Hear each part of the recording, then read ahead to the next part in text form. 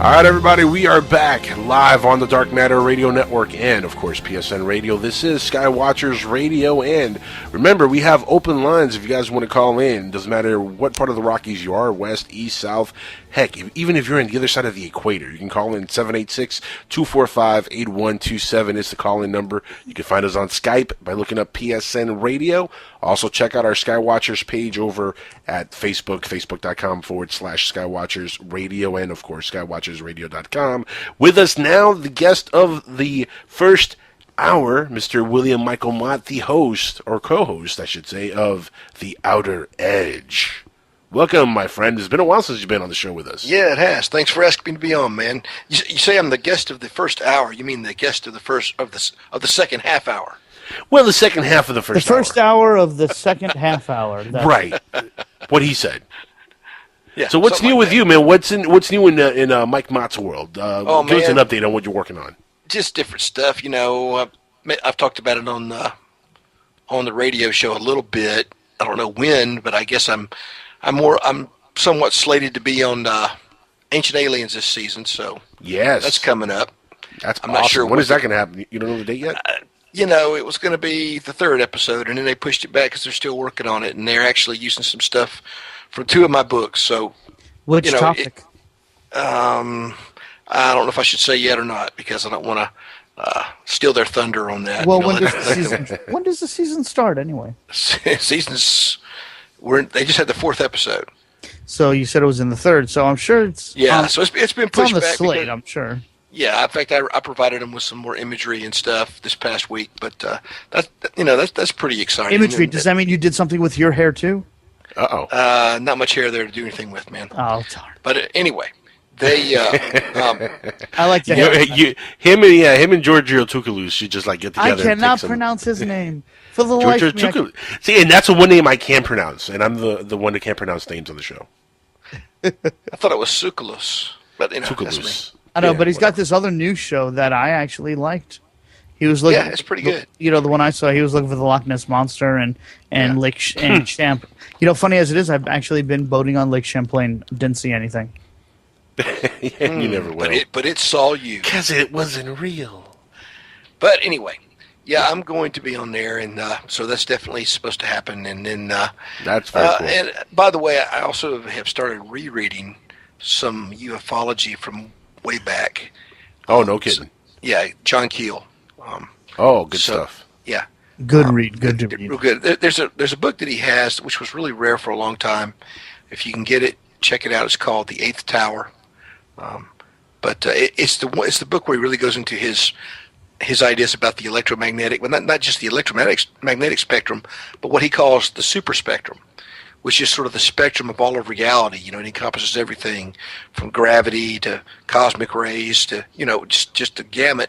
And he makes it work very well. He shows how UFOs may actually be from elsewhere on the spectrum rather than from other planets. So are we going back to we're all living in a hologram kind of thing?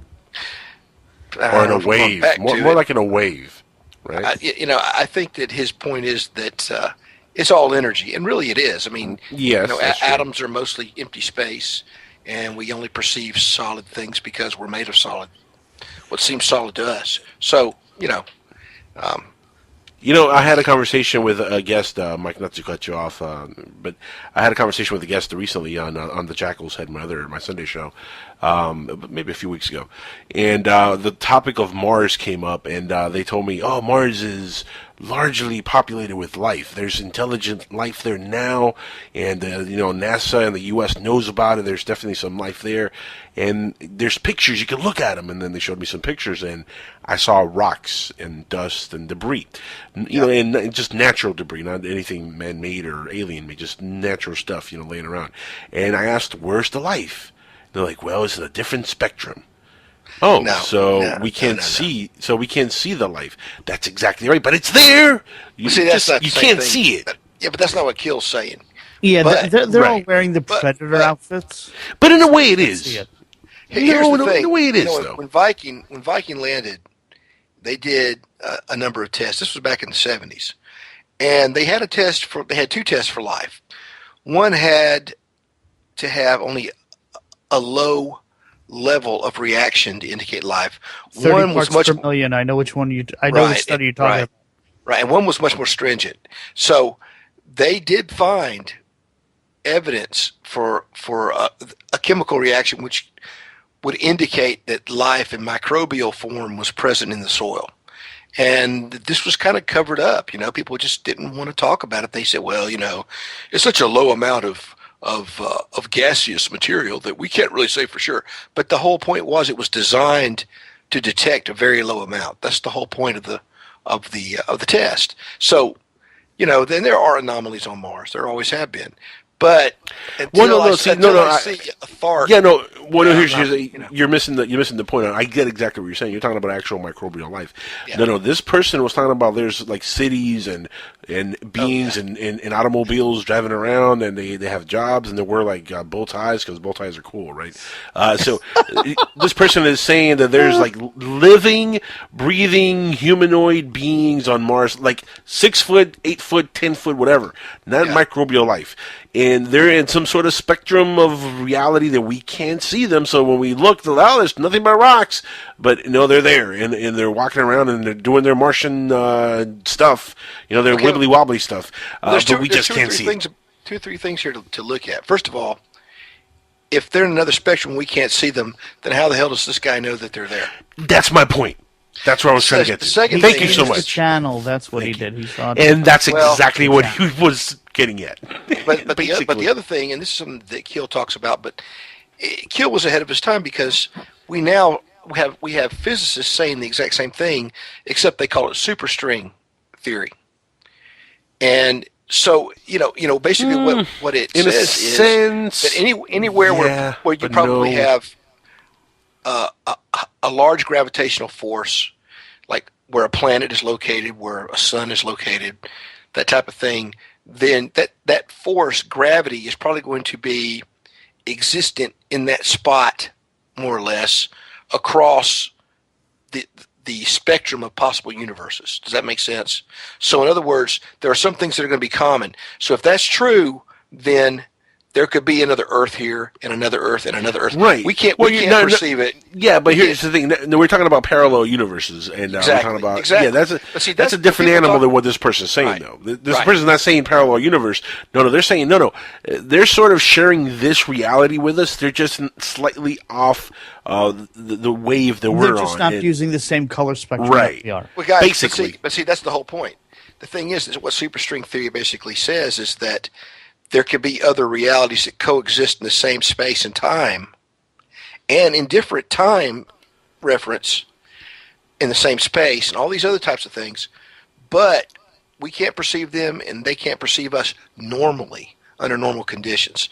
So, the thing is that somebody who's got a simplistic view would say they're on a different vibrational frequency, but really it's kind of like that because they're on a different wavelength. What they're calling a vibrational frequency is actually a wavelength of the spectrum of reality itself. So, you have all these New Age people that try to explain these advanced concepts in their simplistic way, and they kind of better than nothing. Yeah, they bungle it quite often. But it's kind of like the people that claim to channel things. I channel the Ascended Masters and the Galactic Council and all this other stuff. Yeah. Okay. Well, here's what you do. If you want to channel that, maybe you really are getting messages from somebody. Excuse me, I have a collect call from the Palladian system. But here's the thing: if you can channel somebody that you can't see, how do you know who the hell you're talking to, or what they're telling you is the truth? I mean, do you have space or ID? Yeah, there you go. Or even better, maybe you're just completely Looney Tunes. So Aha. I mean, that whole thing. Bingo. When you claim to be a channeler and you record what you're channeling, not just through your own mouth, but say somehow independently you verify it, then maybe somebody will listen to you. Here's the thing. Let's talk about that for a second. Channeling the new agey stuff that's really popular now with all the kids. It's all the rage. All this. I'm a starseed. Yeah. That's all the rage. Like, what the hell is wrong with people? That's so loaded for bad jokes. A starseed. Yeah, you ran down your daddy's leg. Oh, jeez. And That's what Miley Cyrus is. Yeah, absolutely. Oh, Good, I mean, good that's reference. bad, I know. But hey, Good it's reference so to Miley absurd. Cyrus. Or I'm a walk-in. Oh, does that mean you're demon possessed? What the hell is that? Walk-in. Walk I've on had out, people. Get the I've hell had out of people here. contact me to be on the show before, Mike, and I've had a person a few years, it was like 2 or 3 years ago, contact me saying I'm a starseed and I have a story to tell, and I want to get on your radio show, and I have this really interesting story. You're just gonna flip out when you hear it. And then I asked her, exactly what do you mean you're a starseed? And she tried to explain to me what she meant by it. And then, she was saying, "Oh, I'm from another galaxy," and started explaining all kinds of stuff. And I'm like, "Well, were you born on Earth?" "Well, yeah." "So how could you be from another galaxy? You were born here." Like, the whole concept of it's really, really mind bending and Right. semi-retarded. Well, I do have Only one thing I semi. wanna- Trying to be PC corrected. I gotta have a retort on this one.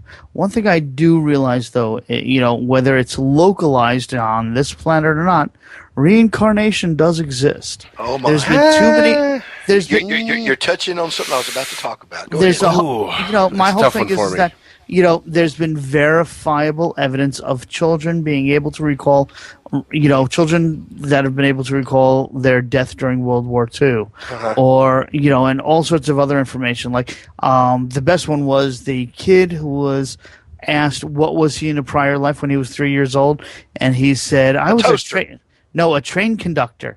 A train conductor, and he literally gestured with his hand, going toot toot. But the funny part is the kid was blind. Wow. Well, I'm going to tell you guys something about Wow. reincarnation. And I'm just wondering if if someone's reincarnating from another universe or a parallel universe or from another star system here. I don't know. Now, here's Or something maybe interesting he about just that. went toot and likes trains, Well, well If the here's kid's the never thing, seen guys. it, Think But about when he this. sleeps, he dreams. Maybe he dreamed of a train. if he's and- blind, how can he dream an image of a train? In his mind, he created what a train would look like, and he dreamt of a choo-choo If he's train. never seen before, how would he know what it looks like? Somebody All he described knows- what a train. Somebody sat there and they were like, "I'm going to read you a story. I'm going to describe the little engine that could." And he started describing automobiles and cars and trucks and trains. And one day he got all caught up on trains, and the kid just loved trains. Okay, you're just making excuses. Now, Bro. now I'm going to Yes, give you I guys another explanation for all of this. I'm just trolling. Oh, you. good. That's You all. have a better explanation. Yes, Good. I think Yeah, I do, 'cause mine because blows, I've actually man, I'm read sorry. all this literature on reincarnation years Okay. ago, and I'm sure it's recently better too. than anything I have. And here's my take on the whole situation, and this does touch into what Alan was talking about other planets and other universes, and people possibly being reincarnated from other places. Okay, remember earlier we were talking about energy and about wavelengths of energy and how everything's made out of energy. Mm-hmm. This is true, Right. That's why Einstein said that matter can never be destroyed. It's just transformed into energy, and vice versa. Nothing Right, is ever right. really destroyed. Okay, That's what they say, If- right? yeah. If you're talking about a super spectrum universe, Right. and understand that the human brain, this has been verified in the lab. You guys can Google this and find it. The human brain is an electromagnetic transmitter and receiver. Absolutely. It fires it is. neurons to work, yeah. Absolutely. And not only that, under select conditions, they have proven that it can actually receive and send a form of radio waves, and it can receive radio waves.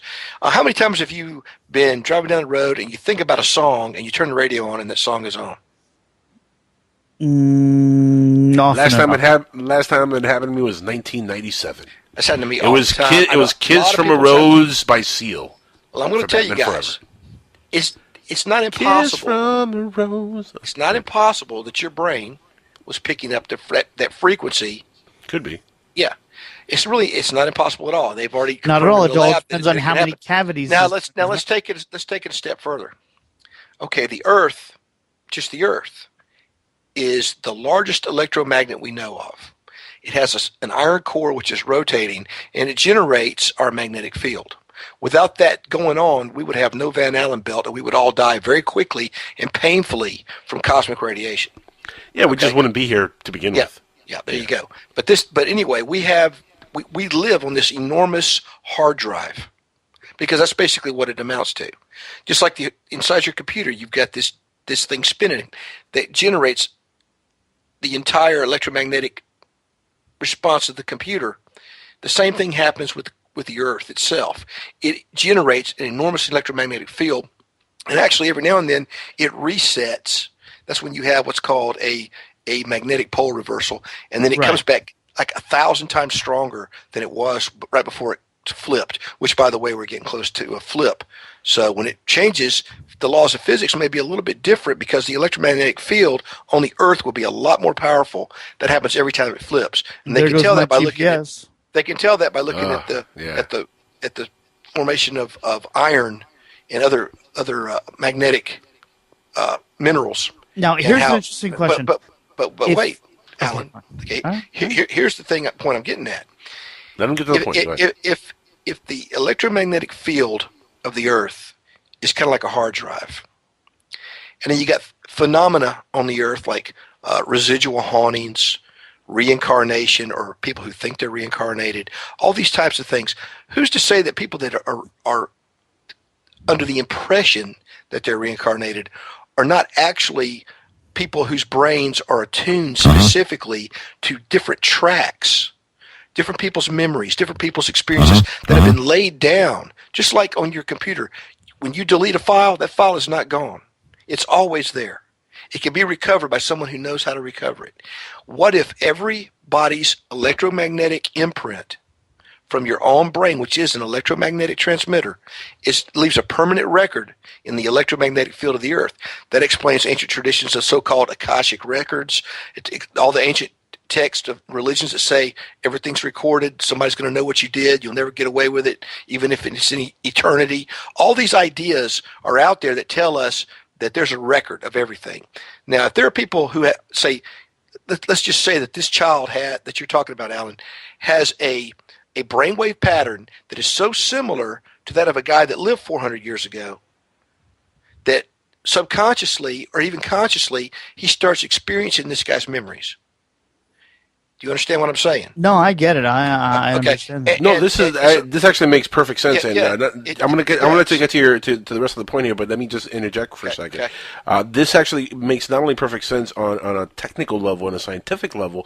This actually correlates to something that I read about years ago that Really? dealt with water itself, where water scientists are looking at H2O as a possible form of data storage, almost like a hard drive.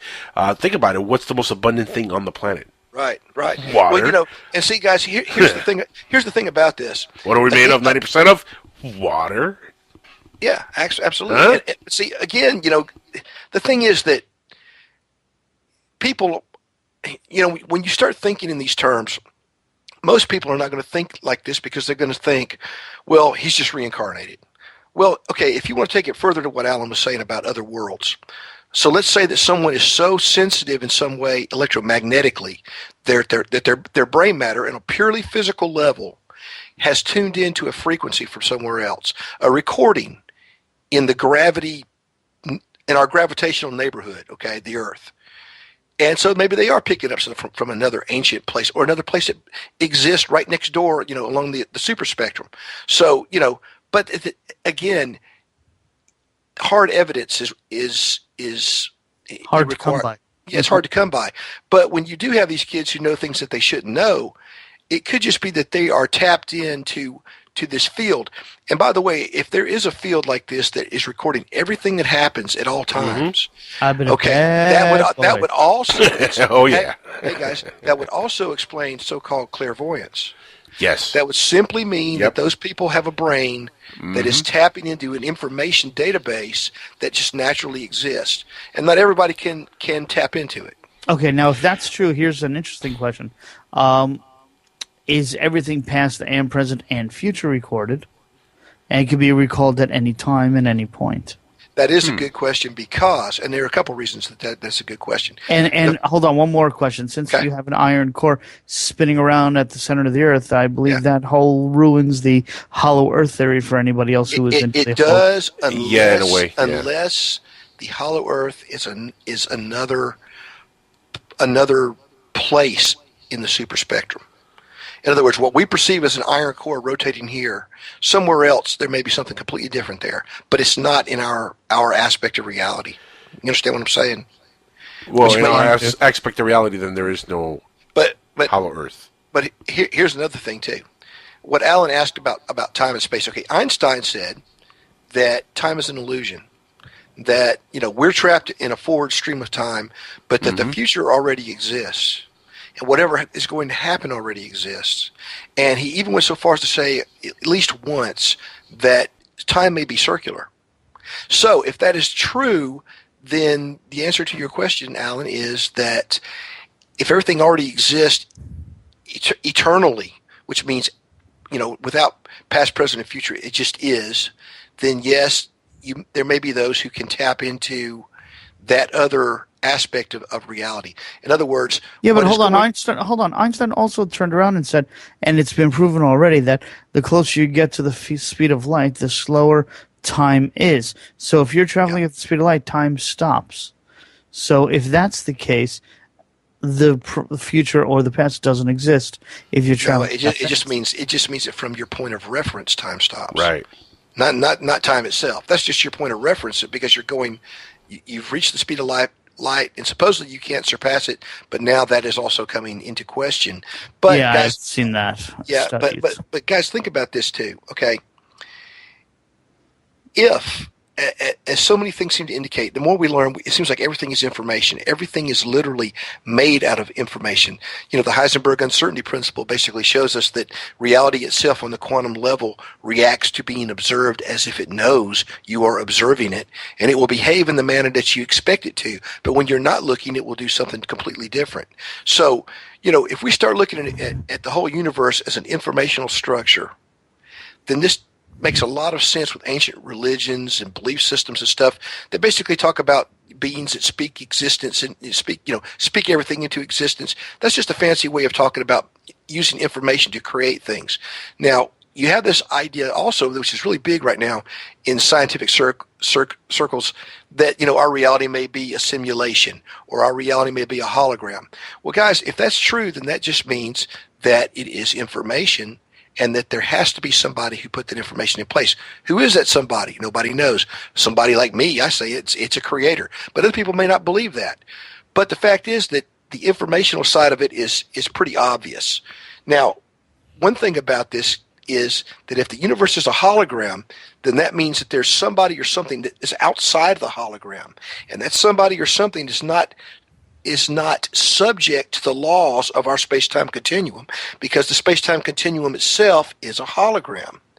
Do you guys see where I'm going with this? Yeah, I get it. So, in other words, they can this being or this entity or this group of entities or this super consciousness or whatever it is, it can reach in at any point and interfere in whatever it's created. It's just like somebody fine-tuning something that they've made.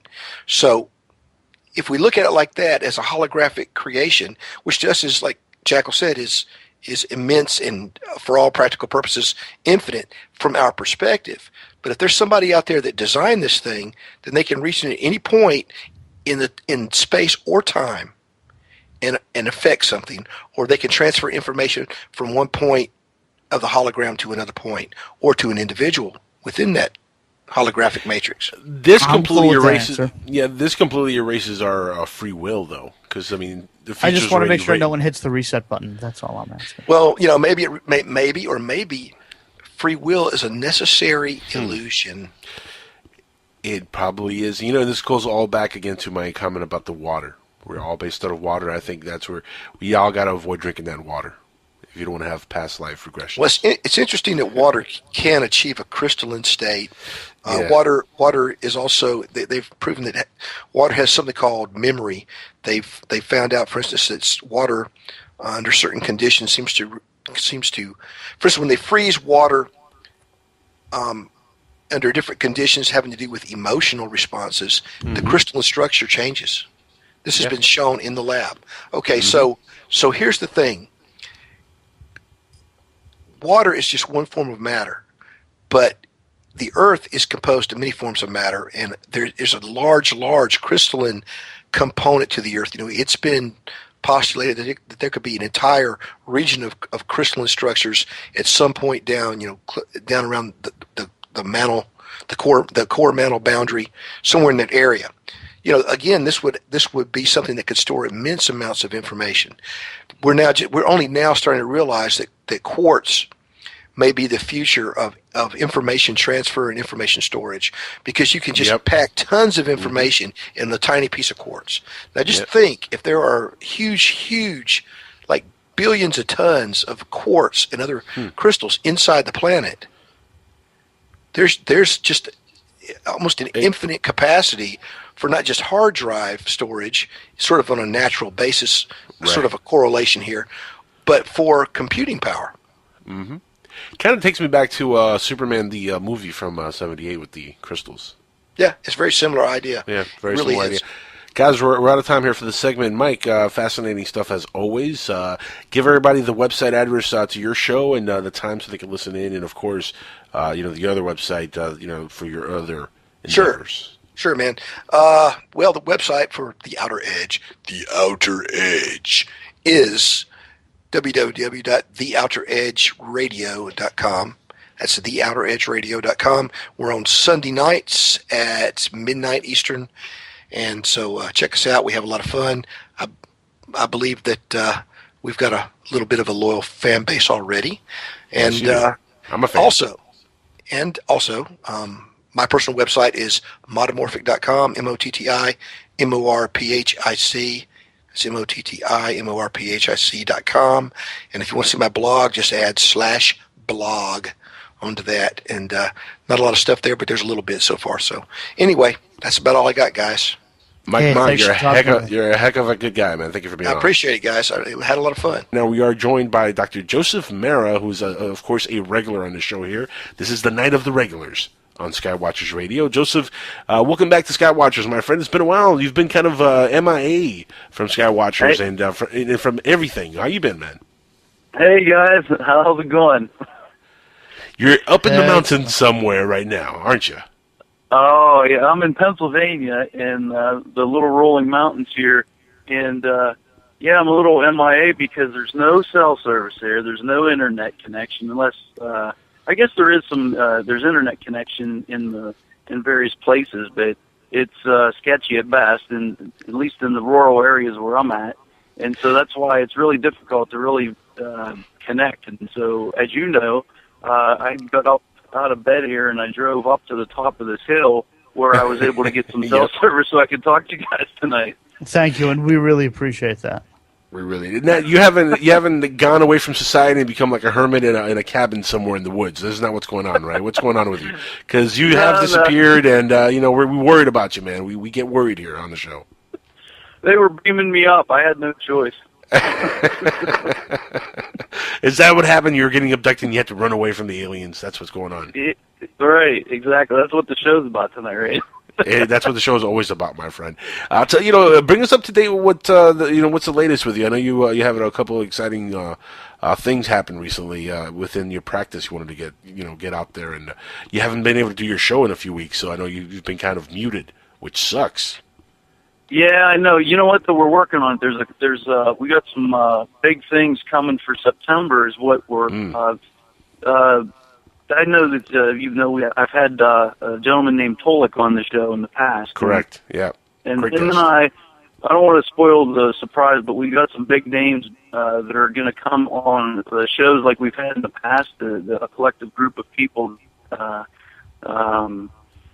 Well, like I said, I don't want to spoil it, but it's right up this alley here, so to speak. So we're trying to put it together. It's difficult sometimes to get some of these people on the same show at the same time to make something happen and do a co-creation. So we were going to do it for the month of August, but we couldn't get everybody together on the same page. So we're working towards September, and I got some individual guests that I want to bring on as well. So we're working on it, and the reason I can't do it, again, I'm back in Pennsylvania helping my mom. She was tearing down her house, and so I had to be here to help her out. Not that I had to, I wanted to be here. And now that that's done, that happened today, now I'm going to get back to New Mexico in the next week or so, and then, we'll be back doing the show again. But as far as... that's a man who's a good son right there. See? Taking care of Mom. Oh, cool, thanks. Well, hey, Mom comes first always, man, so good job. That's it. I had to travel out here, and it's not a quick flight or anything. I mean, it's a big to-do to get here. But to get back to the show, it's interesting to practice medicine and incorporate what we're talking about here tonight.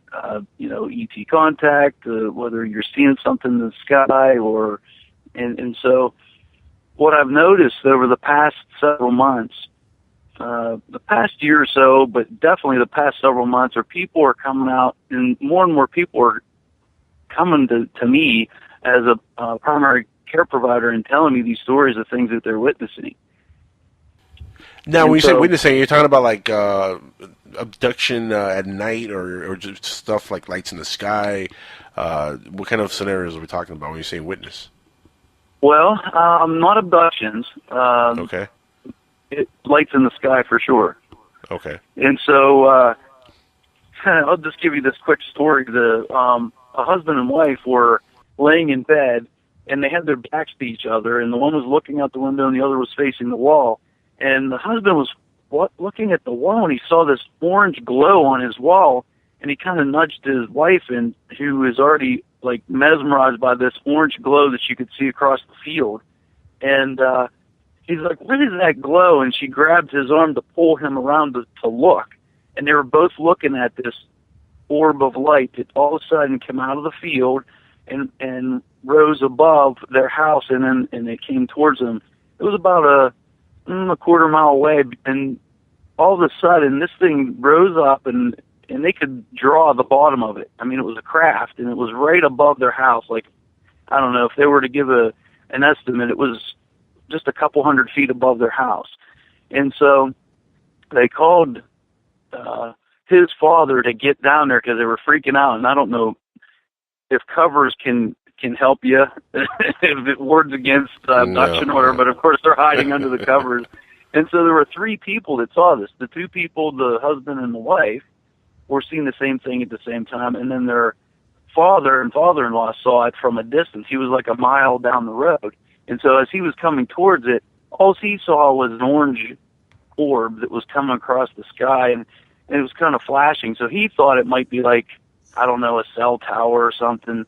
But in the location where they were talking about in New Mexico, there's nothing there. So and so they were trying to run it through their brains, like, okay, what could this be? And they're trying to debunk it. You know what I'm saying? And meanwhile, this thing was right above them, and so they saw the demarcations of the workmanship of the craft and all this stuff. So that was one case. But what's interesting is more and more people are coming forward and saying, look, I saw this. And I know I'm going to sound crazy and all this, but, you know what I'm saying? Well, let me ask you, do they have any pictorial, video, any evidence besides just the first-hand eyewitness accounts? I asked them that, and they were so freaked out, and it happened so quick. They got the cell phone out, and they were phoning their father. And so that was the task that they had. And by the time they use the camera on the phone, people, and record the event. I mean, something. Give me. I know, it was seconds. It happened in seconds. It was so quick, and they were so excited and actually fearful, and that they didn't take the time to do it. So.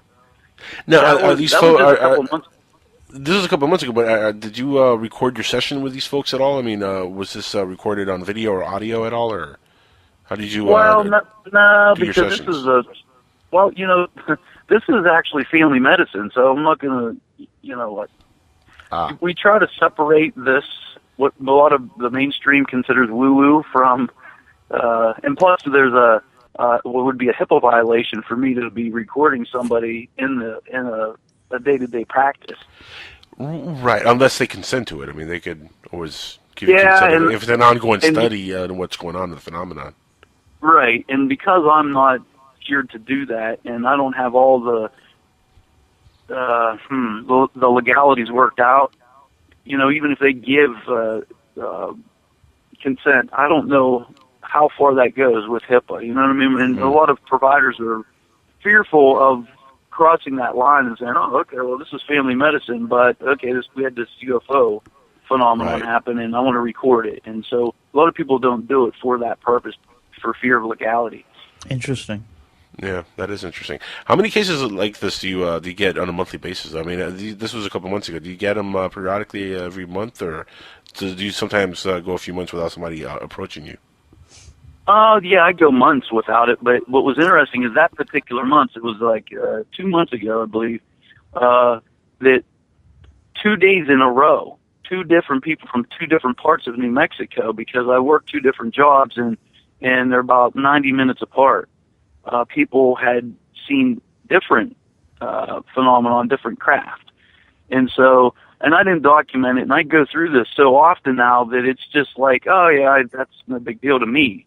To them, it was an event. You know, Joseph, do you think a lot of this stuff is imagined by these folks, or do you think a lot of this is authentic? Because I mean, I'd love to believe that we're being visited. Of course, I'm a true believer that there's life on other planets, but I just don't think they're coming here as often as we think. I mean, is there any part of you that thinks, well, they might be just imagining this? You know, is it? Well, does that creep in your mind at all? Yeah.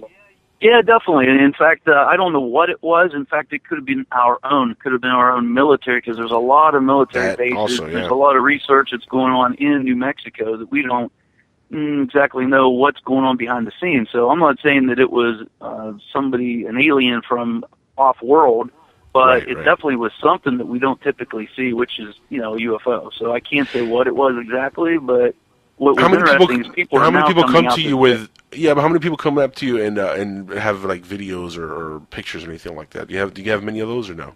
No. I gotta be honest and say no. I don't have a lot of that. And this is what goes back to what we were talking about earlier. A lot of these events happen so quickly, and as you know, I've captured the Phoenix lights on my own camcorder, and it just so happened that they were out over Phoenix, and I ran outside because that's what my intention was, to be there to capture them, and it just so happened that they were there, and it was so fast. I mean, within a minute, and you can see in the footage, it might be a minute 40 seconds or something, and it was gone.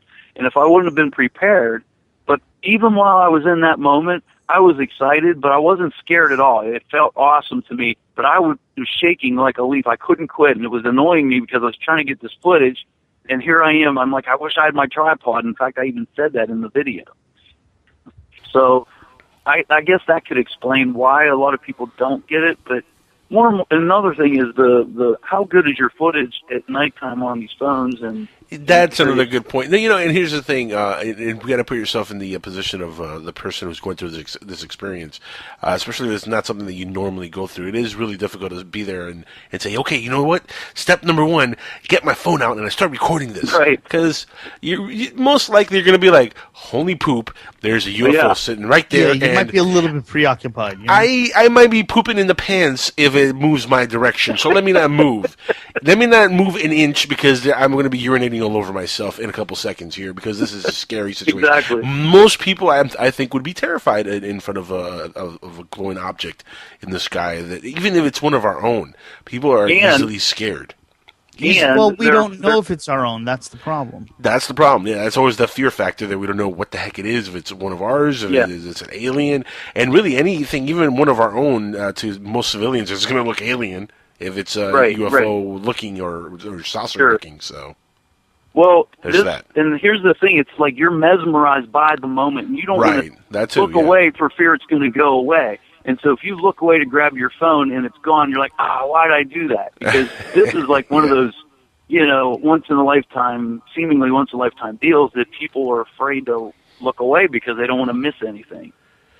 Now, Joseph, I know you're up in the mountains and you missed the first part of the show, the first hour. We had Mike Mott on the show here, and he brought up something that was fascinating at the end of the segment there, talking about the Earth and how it's sort of like a hard drive, the way it works with the magnetic. The magnetic sphere around the Earth and stuff, and it was just really an interesting concept.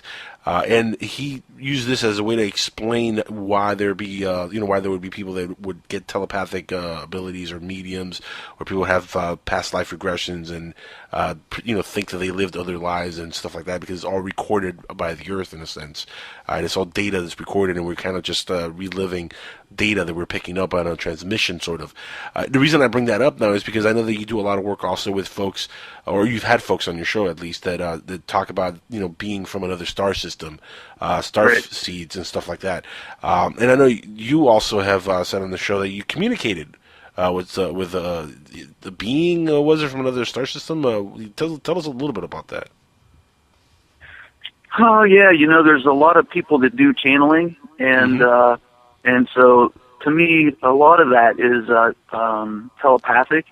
And my best friend here in Pennsylvania, she's her name's Terry Eppoletti, and she's a deep channel, and she's a psychic medium, whatever word you want to call her, and she can shift her consciousness or channel individuals. And the best way I can put this to people that get freaked out by it is on the movie Ghost, where Whoopi Goldberg, she channels the essence of Patrick Swayze, and that's basically, she shifts her personality aside and allows him to come through. And so I've experienced that over and over and over and over, I mean, for years. And not just with my friend Terry, but with other people, because it's kind of like us on the phone here tonight. You attract more people to talk about UFOs because you're open to it, and you attract it. And so, yeah, I've experienced all kinds of various ET beings that have come through telepathically. I haven't physically seen them, but it's channeled information. And some of this information is just beyond concepts of, just like what you're talking about, the magnetics of the Earth, and there being a recording. It's just kind of like the old 8 tracks or the old tapes that we used to have. I mean, it's recorded onto that. Right. Which that's the basic idea, because we're even discussing how water could be a form of data collecting, and quartz crystals and all kinds of different things on the planet. And DNA. Right. And DNA, the human body as well. Correct. Yeah. Yeah, so, we're just scratching the surface scientifically, and people weren't open-minded enough to even hear some of this stuff because it was so, what was considered or perceived as outlandish, like, oh, yeah, like that's ever going to happen. And it's the same principle. We're going through this shift of evolutionary thought and an acceleration process right now. It's just like, it's akin to when people used to think the world was flat, and it totally changed their paradigm of the way the universe was when they found out that the Earth was spherical, and also that we weren't the center of the universe. But that's how big the shift is in consciousness that we're going through right now. So you're going to see an acceleration of science and all kinds of stuff just because right now humanity is open to it. You want to hear something crazy, though, Joseph? There's a Flat Earth Society. They still think the Earth is flat. Well, I kid you not, my friend. Look it up. The Flat Earth Society exists. This is a real thing. These people apparently didn't get the memo from Christopher Columbus when he sailed the seas, so nobody's told them astronomy happened. Apparently, they've never seen Cosmos with Neil deGrasse. They don't understand that the world is round, and there is a society. I got to tell you something. When I'm 30,000, almost 40,000 feet in the air as I'm flying, there seems to be a little bit of a curve, but the Earth is so big that even from the sky, it appears to be pretty flat. But we have satellites now that can turn around and look back at the planet and say, okay, look at what we got here. So, without our technology, we would still be, the same with like microscopes. We had an idea that there was bacteria or viruses and things, but we couldn't really prove it because we don't have within our 5 senses any tool to prove some of these things. It's beyond our perception. So now we have the technology to prove what the concepts that are, and just like you mentioned earlier, we're going to find so much over the next several years. I'm really excited about it. So that concept I haven't heard of exactly, but it makes sense to me. Honestly, it's like, wow, yeah, that makes a lot of sense. What, the Flat Earth Society? No. Oh, I was about to say, I was going to start judging your sanity for a second there.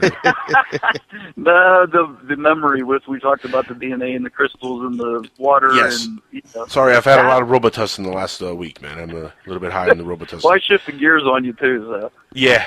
No. but that is a fascinating subject, man. If water could be used, or DNA, or anything on this planet could be used to keep data. I mean, how do we know that you guys or mediums or anybody who's channeling space brethrens from whatever galaxy light years away, whatever channeling from maybe another dimension or a demon or a ghost or whatever. How do we know they're even channeling what they think they're channeling? For all we know, they could be picking up a wave of some kind of memory that was here from a being. I believe that. That is exactly what's going on, Angel. But each level of understanding and consciousness, there's levels within the universe. But at this point, and that's good job. But if that's the point, then we really aren't channeling any being anywhere. I mean, we're channeling a memory. We're really chasing. But you can't go from kindergarten to your senior year of high school within an instant. There's these stepping stones you have to go to with understanding, with belief, and you can accept it. You chew on it for a while, and you're like, oh, okay, I get that. Now you're ready for the next step. So what I'm saying is people could get behind the idea of archangels and angels that are all around us, and people still can today. But those that are in these higher awarenesses know that a lot of these angels and beings like that were nothing more than remembrance of an ET culture or a species that presents themselves in such a way that's acceptable to that person's consciousness. And so as we move forward, you're going to find out exactly. We're losing you for a second there. Go ahead. We're grabbing onto these conscious memories because actually time is, we look at it in a linear way, past, present, future, but it's all happening in the present moment of now. So you could look at it from a perspective. Yeah, exactly, now. And we're shifting our consciousness moment to moment to moment to moment. And so it's really hard to wrap your head around some of these concepts. It is, but at the same time, if that's the case, then we're really not picking up, like I said, a sentient being anywhere that's still living. We're picking up remnants of somebody's thought or somebody's life. Right, not the way we know it. Right. Our life, the way we describe and we define life, we're going to find that's another whole other topic. Is like, oh, wait a minute, we thought you had to be a biological, being just like human beings or just like a cell, a single-celled organism. But, I think that we're going to redefine what life means over the next, several years to decades or whatever it's going to take humanity to get in this. Yeah, we're always doing that as it is. We're always kind of redefining our existence a little bit on this planet. It's amazing, though, all these concepts and stuff, and it really is all theoretical at the end of the day because we know so little. Isn't that amazing? Oh, my gosh. Yeah, that's the cool thing is, like, we can argue all day about it, and, every single person from their vantage point is correct. So the truth is nothing more than each individual's point on what we would consider a path, if you will, of it's all a matter of perspective. Yeah, it takes me back to Star Wars: A New Hope and Obi-Wan Kenobi's brilliant line. Oh yeah, you know what I mean about everything it's being the truth from a certain perspective, from a certain point of view, from a certain perspective. That is one of the most brilliant cinematic lines in any film. Honestly, I mean, there's so much beauty in those movies in Star Wars, Yep. Especially in the dialogue and just some of the deeper meanings behind things. Lucas was a brilliant filmmaker back in the day. I don't know what happened. Well, you know what? Prequels, but man, Jar Jar. Any of that kind of information that was back then, I guarantee you, was channeled information from an individual, like a psychic person, or even himself. And I thought that he had a car accident that catapulted him into doing it. Yeah, we did. We brought that up once. And you know what's funny? There is a report, and I read this a long time ago, where Lucas, there's a psychic that came out that said that Lucas took the entire Star Wars story from a real event that happened to him in another planet on a different life. Wow, that's pretty amazing. Possible. All I know is that it's possible. Guys, we're almost at the end of the segment here. Joseph, a lot of fun always having you on, man. We got to have you on sooner, and we got to have you back on the radio, permanently sooner. Also on your own show, man, because we miss you on the network. So, thanks for being on here on this segment, and it's always fun to have you on, man. We got to have you on in the next couple weeks or month. So don't be a stranger. Sounds good. Thank you, guys. It was really fun. I appreciate the dialogue. No worries. It's always fun with Jason Mara here. Hey, give everybody your website address if you have one still up and running, so they can search definitely. for you and keep track of what you're doing. like the NSA? There's two. There's a guiding light and Universal Talk. And so if you just punch any of those in Google, you'll find it. I mean, or just put in my name. I mean, I'm on YouTube and Facebook and Universal Talk, a guiding light spelled LITE .com. And so yeah, that's it. Yeah, Universal Talk Radio will come back soon, right? Yes, sir. Yes, All sir. right, sounds like a plan. Joining us is Mr. Stephen Roberts himself, the host of Cancel the Cabal, Unraveling the Secrets, and about 59, 60 other shows. I mean, how many shows do you have on the air, Stephen? Seriously. Well, live shows, 4 for now. Only 4, so I was exaggerating just a little bit, but welcome to So Skywatchers Radio. how many of the shows are dead shows? Well, not so much. That's another question, yeah. Not so much dead shows, but I do have 3 other slots from midnight to 2 that I fill on Monday, Wednesday, and Friday. I normally just play a lot of pods on that network. It's a bit of a smaller network, trying to build it in that, but anyways, it's quite hard for me to find people up at midnight anymore. Imagine us at 1 in the morning to 3, huh? Yeah, especially when I it's was going to answer the Skype snoring there. Angel. No, we can't have that. We've had issues on this show before with people falling asleep on the show, before the show. That you and others, it's been a bad karma on the show. So thank you for not starting with that. But we recently did a show together, which is one of the reasons why I really wanted to have you on for this segment, because we touched on something that is going to be a subject that we're going to go over on this show, not only tonight but in the future. Really, really close in the future. I'm talking about maybe in the next couple of weeks. There's a big guest that I just booked, and I haven't talked about it yet. Alan doesn't even know about this, but it's somebody that I've been jonesing and trying to get for a couple of years now. And he finally said yes. We're going to put it together, and it was just funny that we had we had the show that we did the other day with Preston Pete. And a fascinating gentleman, by the way, talking about ancient aliens. And I guess now would be the perfect time to announce that on Skywatchers Radio in the very near future, probably the next month or two, we're going to have an extremely well-known guest who's been on with Art Bell before, Michael Heiser. Dr. Mike Heiser. And if you guys are familiar with this gentleman, speaking of ancient aliens and speaking of debunking the show Ancient Aliens, which Mike Mott has just filmed a spot on. Sorry, Mike. But speaking of that, he did a lot of work debunking Sitchin, and of course he came out on the Ancient Aliens Debunked video, which was phenomenal. I mean, they did a great job of debunking a lot of the stuff that they talked about on the show. And, we got into that with Pete because he also talks about ancient aliens. And that was a fascinating show, man. Just, an amazing hour and a half that we had on there with him. And he was just going on and on about a lot of the same stuff that Michael Heiser talks about, stuff that I've been researching. And really, it's amazing that this is getting out there more and more because, I think people have been kind of brainwashed with this whole Planet X and the Biru, Anunnaki, the ancient alien stuff. Everything is ancient aliens. The memes with George Tukalus, everything's aliens, right? People are really brainwashed by this stuff, and it's ridiculous, isn't it? Well, I think it's I don't know. I think maybe it goes to the anti-Christian. I think maybe it has a little something to do with the anti-Christian movement. Not that everything's going to be God in that, but everything can't be aliens. I think you are right, though. But I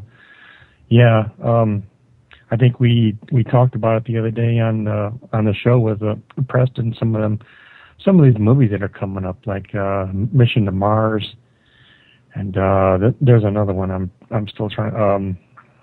I'm still trying to think of the name. I can research it, but I can look it up quick, but. There's Mission to Mars and there's The Ghost of Mars that came out, I think, the same year. Is that the one you're talking about? No. This is Jerry O'Connell was the Mission to Mars one. Prometheus. Prometheus, right? I'm thinking of. Well, that's the prequel to Aliens, yes. Or Alien, supposedly. Yeah. But the whole premise of that movie was aliens came to planet Earth just after the Big Bang or whatever, and the cool down and seeded Earth with the the protogens and the little amoebas or whatever, the DNA. The man did something to himself, and he just kind of disintegrated, and his DNA allegedly seeded Earth. Right. Yeah, that was the whole premise for Prometheus was, and here's the thing. There's a controversy about that, by the way, and I don't know if you've even heard about this. There's a controversy that what happened in the beginning of that movie had nothing to do with Earth, that actually happened on the planet where the beings were found. And that it was just it looked like Earth, and that planet was habitable until he did that and changed the structure of the planet, messed everything up, and then they all died because of it. And that's why there was only one little pocket of air that could be breathed. And there's a lot of stuff surrounding that. But the whole purpose of the movie is they think that they're looking for the ancient aliens that seeded Earth. Of life on Earth, which is the premise of the movie. It's a good movie. I liked Prometheus a lot. I thought it was a great film. But it's a film based on stuff that has never really had any scientific backing. And that's what is great about the work that Dr. Michael Heiser's done when it comes to debunking the ancient alien stuff, because a lot of the stuff that movie's based off of, it's kind of hokey. It was made up by Sitchin. I mean, when you really go through the work that Heiser's done, I mean, it's amazing all the stuff that Sitchin lied about. And it's incredible how many people base their belief and have written books and go on tours and lectures and do documentaries, all really based on the work done by one man, Zecharia Sitchin. And again, guys, go to sitchiniswrong.com. I mean, that website lays it all out. And just knowing that somebody who was able to debunk that tells you a great deal. It tells you two things. It tells you, one, that humanity, I'm not saying we're dumb, but I'm just saying since we, for the most part, don't have the resources individually to research a lot of this stuff, even though we all have Google, we might not have the time or the capacity or the knowledge. We still want to believe. Okay, but we still want to believe. Exactly. We still want to believe. Exactly. Now, we still want to believe. If Sitchin is wrong, does that mean Von Daniken has some valid points then? Yeah, no, Alan and Angel, though, I think it just goes back to a lot of the things. Well, a lot of the books and material that we have today, I could only imagine that it's probably just a very, very small fraction of what they are actually hiding as far as research material, books from the past. We have just literally millions and millions of documents and books out there, but who's to say they don't have millions and millions of other books that they've kept stashed away? And the Hall of Records in the Vatican is like 5 miles long, man, and they don't let nobody go down there. I mean, not even the Pope can get an entrance. That tells you a lot right there. The most powerful guy in the Vatican has to get special permission from the council. Well, the same way the president does, because the president's only got a 4-year term or an 8-year term. Actually, I think the U.S. president can't even go in there. They can't even request to see those documents. And I'm talking about... I'm not even kidding. The president can't get the documents on the UFOs because... On anything. On anything, basically, because he's not the career politician right. or the career CIA director who's going to be there longer than each presidency. Well, yeah, but here we're talking about just the UFO stuff. I'm talking about even on the Vatican. The Vatican has a underground tunnel in Vatican City that is about 5 miles deep, and it has nothing but records that are hundreds and hundreds and hundreds of years old. And for the Pope to go down there, he has to get special permission. The president has no clearance to go down there. You can't go on a tour down there and start reading some of that stuff. I would not be surprised if half the Library of Alexandria's in there. In there, yeah. No, I wouldn't be surprised at all. More than half, to be honest with you. All of it, yeah. Yeah, all of it at this point. So that tells you, and again, going back to the point I was making earlier, there's a great distinction amongst the people where they believe stuff right off of, just a faith. And that's what happened with Sitchin. I think people they saw this guy. He broke down what they were able to understand were aliens coming down, and he broke it down in a language that they understood. And people just out of faith believed it. But how How easy is that to happen? Very easy. That's how cults and religious movements happen all the time. People just say something and somebody just believes it out of faith without doing their own research. And that's why I appreciate when somebody like Preston Pete or Mike Heiser comes out and does the homework, shows you how you could do the homework yourself and how you could do the research and prove that these things are lies. I mean, it's not that difficult. Well, it's not that the lies. He was just really misinformed from his perspective. Well, not only that. No. Some of it, if you look at the documentaries, man, that Mike Heiser put out there, some of it was downright lying. Like Zechariah Sitchin was like connecting stuff and making stuff up to make it connect. And I mean, when you look at it, you really start to almost hate Zechariah Sitchin. And I was a fan of Zechariah Sitchin for a long time. And it's funny, a lot of people that end up debunking his work started off as fans. Michael Heiser was one of them also. Chris White, the guy who did the aliens, I think his name was Chris White, who did the Ancient Aliens Debunked video, the actual director of the video. Yeah, he even started off as a Sitchin fanatic, and he really researched a lot of it himself, and then he started seeing the holes in the story, man, and he was like, you know what? There's a lot of cheese in this story, and it's very holy. This story, and I'm not talking religious. I'm saying it's full of holes, man. There's plot holes everywhere in this Sitchin story. I can't believe this. And then he started doing more and more research, and he just came up with the conclusion that it's all hokey, it's all fake. Yeah. Well, I think Sitchin might have had a agenda. I think so. Yeah. What that agenda is, someone can only speculate. But Von Daniken and same agenda. Tsukakis, or what's his name? Who? Giorgio. Oh, everybody has a problem with his name, but me, Georgia Toulouse. Toulouse, that's right. Yeah, if that's what you say it is, I don't know if I believe it yet. All we got to say is the guy with the crazy hair on Ancient Aliens. Exactly, yeah. Van Daniken's his do boy. And look, I enjoy watching his videos. He's a funny dude. He speaks, funny. He's engaging. I understand why people like watching the videos that he's on Ancient Aliens. Why they're fans of his. I get it, because he's kind of he's out there. He's a little strange. He's weird, and it's fun to watch this kind of stuff. But at the end of the day, he's regurgitating everything that Van Daniken's been saying for 25, 30 years, 40 years, or whatever it is, and all that stuff was regurgitated and given to him by Robert Morningsky, which was one of the originators. Not to be confused with Robert Morningstar, by the way, from UFO Digest. Two different guys. But Robert Morningsky, in the 60s and 70s, was one of the originators of this whole Ancient Alien stuff, and he claimed to be a Hopi Indian. That turned out to be fake. There's a lot of information on this stuff out there, and this all comes back from the 60s and 70s from this one guy. And everybody started springboarding because they saw, look, there's no way to prove, for the most part back then, there wasn't. You didn't have Google, you didn't have the internet. So for most people, they couldn't prove it unless they went to the library, and who the hell wants to do that, really? Go to the library? Nobody. Not then, not now. So for the most part, people are like, oh, yeah, we'll believe Van Daniken. It sounds great. It is something to believe in. That's the thing. It's something to believe in, and people want to believe. Like the poster said in the X-Files, I want to believe. Yeah. Everybody wants to believe. That's the problem. And he was given airtime on TV, so it must be true. Right? Exactly. Yeah, because everything we see on TV is obviously true. Obviously, of course, yeah. Of course. They don't lie to us on TV. No, never. Ain't gonna happen. Nope. No. So you actually got Preston lined up for a couple weeks from now, don't you? Yeah, we're gonna have Preston Pete here on Skywatchers also in the next few weeks. Man, we have a packed lineup coming up in the next couple of weeks and couple months. It's going to be fun.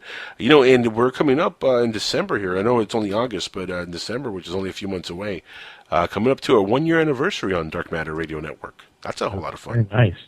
Very nice. I can't wait. Of course, 1-year anniversary just means we're 1 year closer to the inevitable return. Yeah.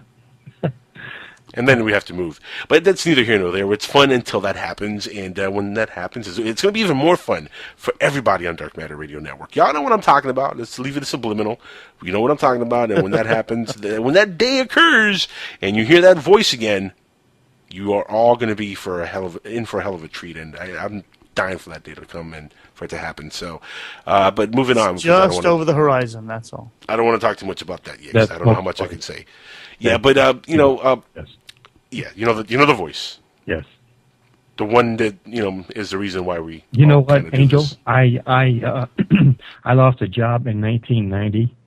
I got laid off, and I bought a pickup truck, and I went all over the country for I don't know, a good 14 or 15 months, delivering all kinds of things by trailering that, travel trailers, RVs, and stuff like that. And I spent many, many nights all over this country listening to Art Bell, listening to the... so much of the subliminal part, by the way, there, Alan, huh? Yeah, well, he said it, not me. You can't, you know. I wasn't supposed to say that, was I? No, you weren't supposed to say the name of the Holy of Holy. It's the holy, the holies of name. But you already said it, so continue. We all know the voicemail. We all know what you're talking about. Late night in the desert. Continue. Yes, absolutely. But he kept me up, and he kept me going many, many nights. And amen to that. Yes. The UFOs, to the aliens, you know, just the ghosts, werewolves. The things that go bump in the night. And an assortment amount of craziness. An assortment amount of craziness. Now, you get into a lot of crazy stuff besides Preston Pete and the Ancient Alien stuff on your show, Cancel the Cabal. You get into some hairy stuff there, my friend. Not just the UFO topic, but I know that you're all over the spectrum with that show. Well, I like a good, interesting guest, and I don't really care what the subject is, you know. If the guest interests me, if they have enough, you know, of a repertoire and a good theme, sure, I'll take any kind of show. It doesn't really matter. Yeah, it's very diverse. Now, I know you love the UFO subject, though. I mean, is that one of the favorite things do you like to cover on your show? Well, shows, I should say. I've only done one other show that done that, but actually, I was very, very interested in UFOs as a kid. I believe I actually saw something one night, and probably. Oh, do share. Yeah, I don't know, probably like 1970 or 71. I was like 6 or 7, somewhere in there. I don't know how old you are, Alan, but when I was a kid, they didn't have seatbelts in the back of cars. And they didn't have cars back when he was a kid. No. They got horse and buggy. They got horse and buggies like the Amish. Oh, here's a good joke. What do you call? Can I crack an Amish joke? Yeah, go ahead. They're not listening. Yeah, they're not paying attention. Yeah, what do you call an Amish guy with a hand stuck up a horse's butt? Oh boy, I'm afraid to ask this question. What? A mechanic. Oh goodness. Moving on. Yes. Anyway. Sorry, I heard that one today. I just couldn't stop laughing visualizing it. Well, the children, they didn't have seat belts. We didn't have car seats.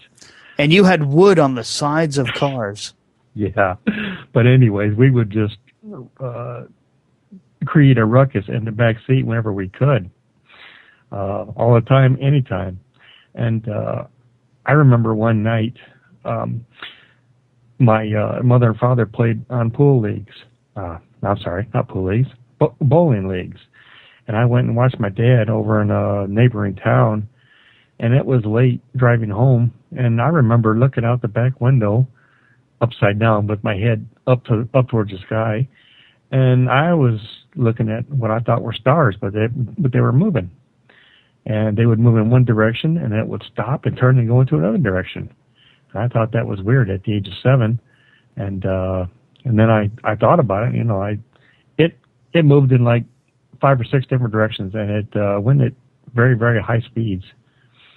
And I knew about UFOs, but I was kind of on the fence. I wasn't really sure what it was. You know, I couldn't imagine it would be satellites or anything like that. But you'd be surprised, though, that some satellites, especially when the whole iridium flare thing. Yeah, but changing directions is pointing out. Yeah. Well, satellites do change directions, though. You know, I don't know exactly how a kid would perceive a satellite changing direction and the way it would look. You know, maybe your perception saw a little bit more than what was there. But satellites do change directions, and there's a lot of satellites in space. There was a survey done not long ago, and they talked about how much debris we actually have left ourselves in space, and we are a dirty bunch of people on this planet. Let me tell you, we're not only dirty on this planet, we're dirty off this planet because we've littered all over the very, very outer part of our planet. I mean, it is loaded with junk up there. Yeah, you have no idea how many screwdrivers are floating around up there. Just floating around. It's a miracle that the space station hasn't blown up like in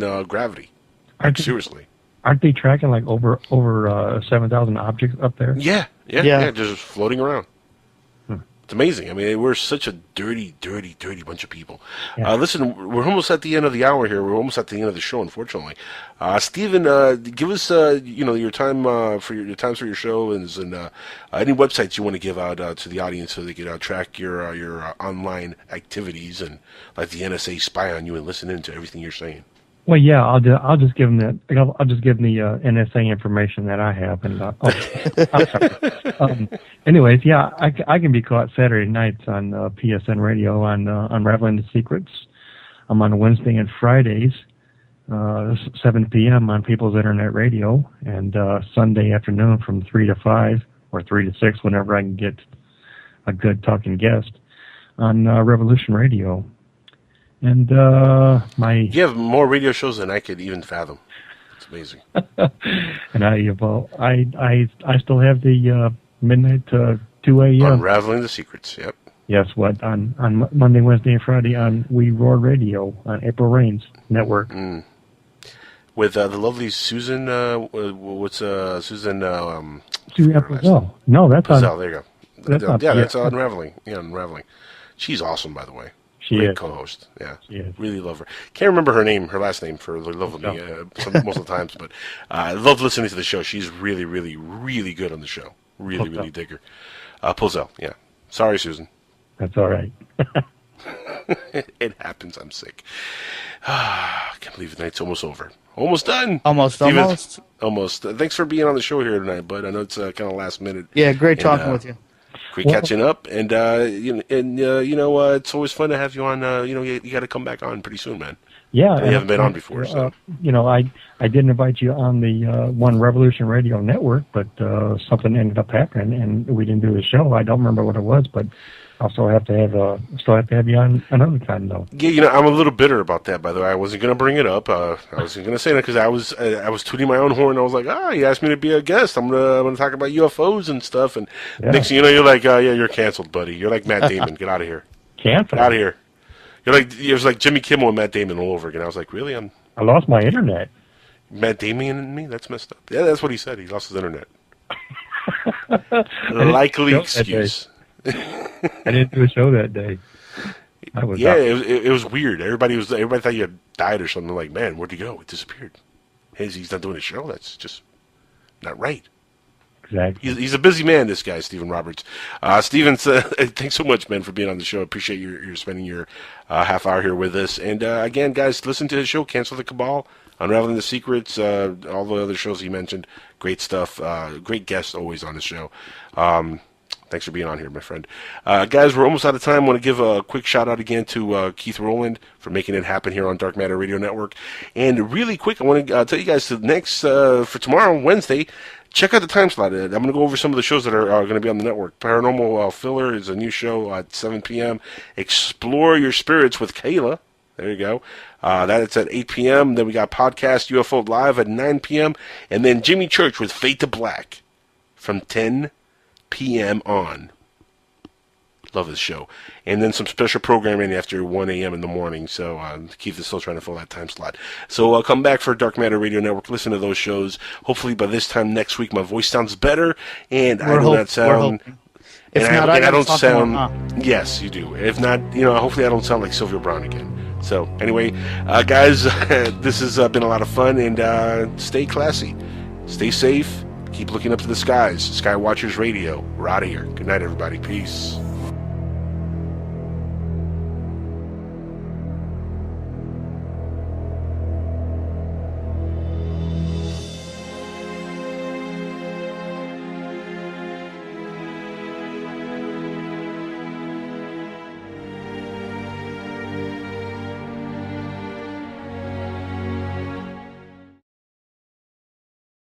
Yeah, I'm going to be on there, and so that's definitely supposed to happen. And then That's very cool. And by the way, I also have started rereading some ufology from way back. Oh, no kidding. Yeah, John Keel.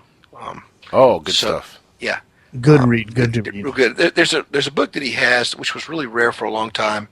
If you can get it, check it out. It's called The Eighth Tower. But it's the book where he really goes into his ideas about the electromagnetic, but not just the electromagnetic spectrum, but what he calls the super spectrum, which is sort of the spectrum of all of reality. You know, it encompasses everything from gravity to cosmic rays to, you know, just a gamut.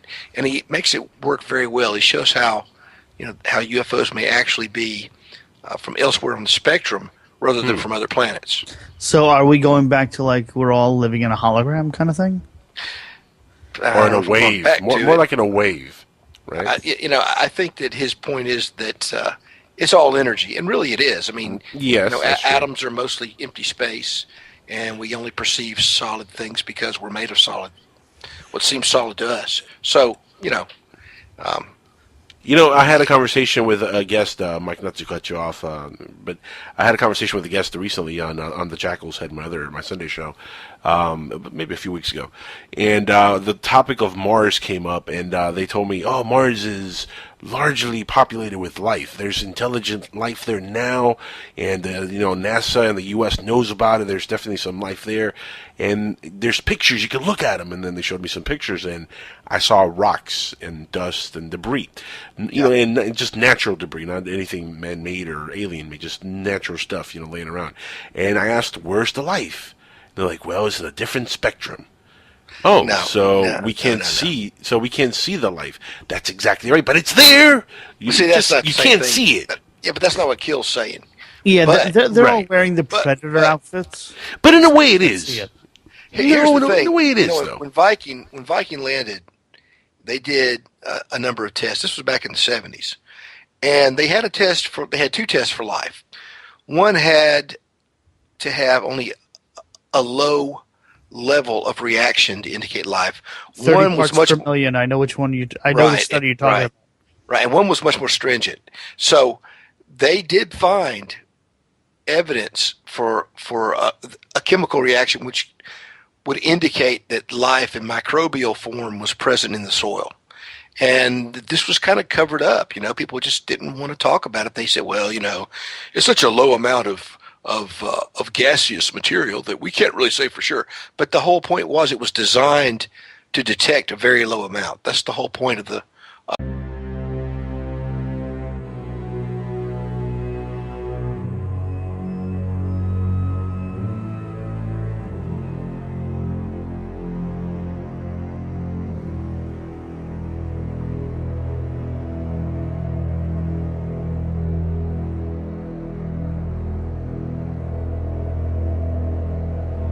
All right, everybody, we are back live on the Dark Matter Radio Network and, of course, PSN Radio. This is Skywatchers Radio, and remember, we have open lines if you guys want to call in. Doesn't matter what part of the Rockies you are, west, east, south.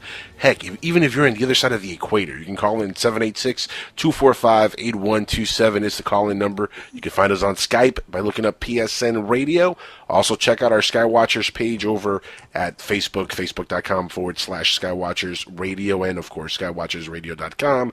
With us now, the guest of the first hour, Mr. William Michael Mott, the host, or co-host, I should say, of The Outer Edge. Welcome, my friend. It's been a while since you've been on the show with us. Yeah, it has. Thanks for asking me to be on, man. You say I'm the guest of the first hour. You mean the guest of the second half hour? Well, the second half of the first hour. The first hour of the second half hour. Right. What he said. Yeah. So what's new with you, man? What's new in Mike Mott's world? Give us an update on what you're working on. Just different stuff. I've talked about it on the radio show a little bit. I don't know when, but I guess I'm somewhat slated to be on Ancient Aliens this season, so yes, that's coming up. I'm awesome. Not sure when is that going to happen. You don't know the date yet? It was going to be the third episode, and then they pushed it back because they're still working on it, and they're actually using some stuff from two of my books. So, which topic? I don't know if I should say yet or not because I don't want to steal their thunder on that. Well, You know, when does the season start anyway? Seasons they just had the 4th episode. So you said it was in the 3rd. So I'm sure it's So it's been it's on pushed the back. slate. Because, I'm sure. yeah, in fact, I provided them with some more imagery and stuff this past week. But that's pretty exciting. Imagery. Does that mean you did something with your hair too?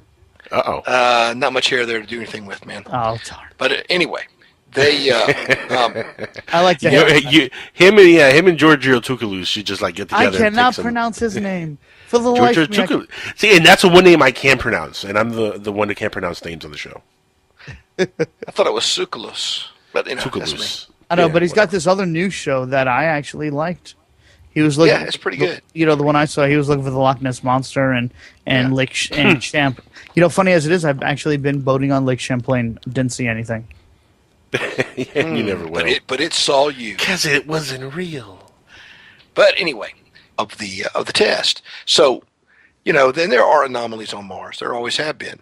But until I see a Thark. Yeah, no. Well, Yeah, here's you're missing the point. I get exactly what you're saying. You're talking about actual microbial life. Yeah. No. This person was talking about there's like cities and beings and automobiles driving around, and they have jobs and they wear like bow ties because bow ties are cool, right? So this person is saying that there's like living, breathing humanoid beings on Mars, like 6 foot, 8 foot, 10 foot, whatever. Not microbial life. And they're in some sort of spectrum of reality that we can't see them. So when we look, there's nothing but rocks. But they're there, and they're walking around and they're doing their Martian stuff. Their wibbly wobbly stuff. But we just can't see it. 2 or 3 things here to look at. First of all, if they're in another spectrum, we can't see them. Then how the hell does this guy know that they're there? That's my point. That's what I was trying to get to. Thank you so much. The channel. That's what he did. He saw it. And that's exactly what he was getting at. But the other thing, and this is something that Keel talks about, but Keel was ahead of his time because we have physicists saying the exact same thing, except they call it superstring theory. And so basically what it says is that anywhere where you probably have a large gravitational force, like where a planet is located, where a sun is located, that type of thing, then that force, gravity, is probably going to be existent in that spot, more or less, across the spectrum of possible universes. Does that make sense? So in other words, there are some things that are going to be common. So if that's true, then there could be another Earth here, and another Earth, and another Earth. Right. We can't perceive it. Yeah, but here's the thing. We're talking about parallel universes, and we're talking about exactly. Yeah, that's a different animal than what this person's saying, though. This person's not saying parallel universe. No, they're saying they're sort of sharing this reality with us. They're just slightly off the wave that we're on. They're just not using the same color spectrum right. that we are. Well, guys, basically. But see, that's the whole point. The thing is what superstring theory basically says is that there could be other realities that coexist in the same space and time, and in different time reference in the same space, and all these other types of things, but we can't perceive them, and they can't perceive us normally under normal conditions. So, the thing is that somebody who's got a simplistic view would say they're on a different vibrational frequency, but really it's kind of like that because they're on a different wavelength. What they're calling a vibrational frequency is actually a wavelength of the spectrum of reality itself.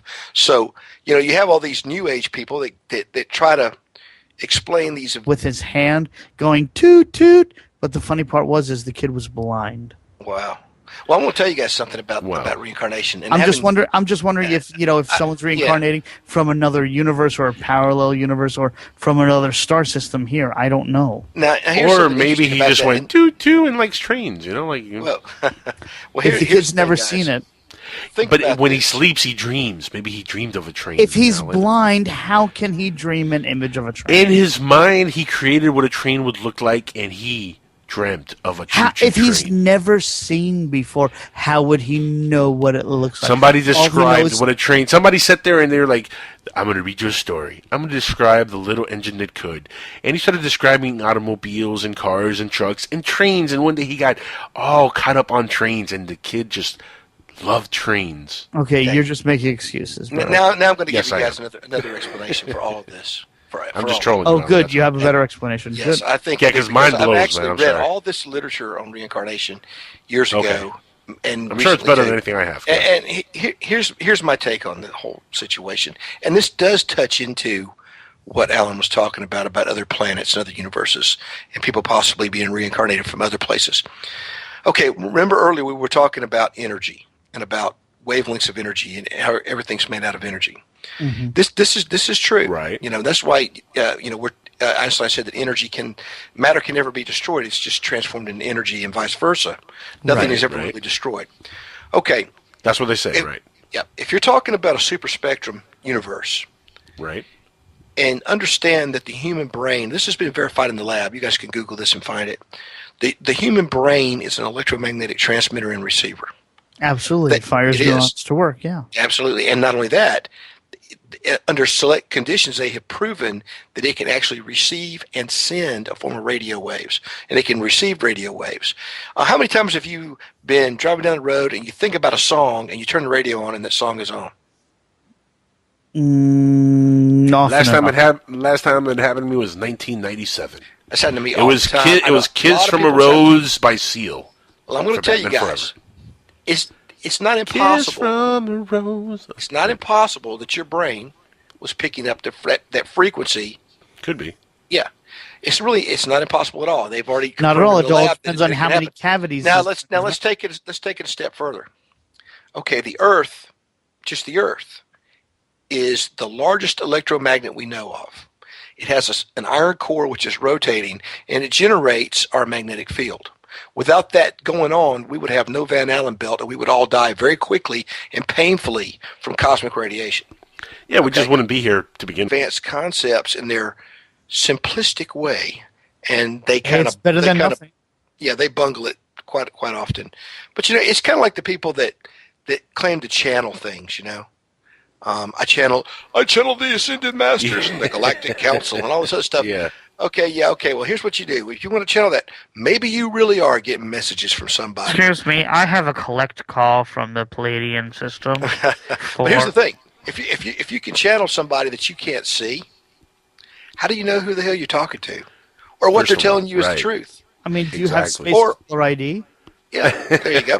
Or even better, maybe you're just completely Looney Tunes. So Aha.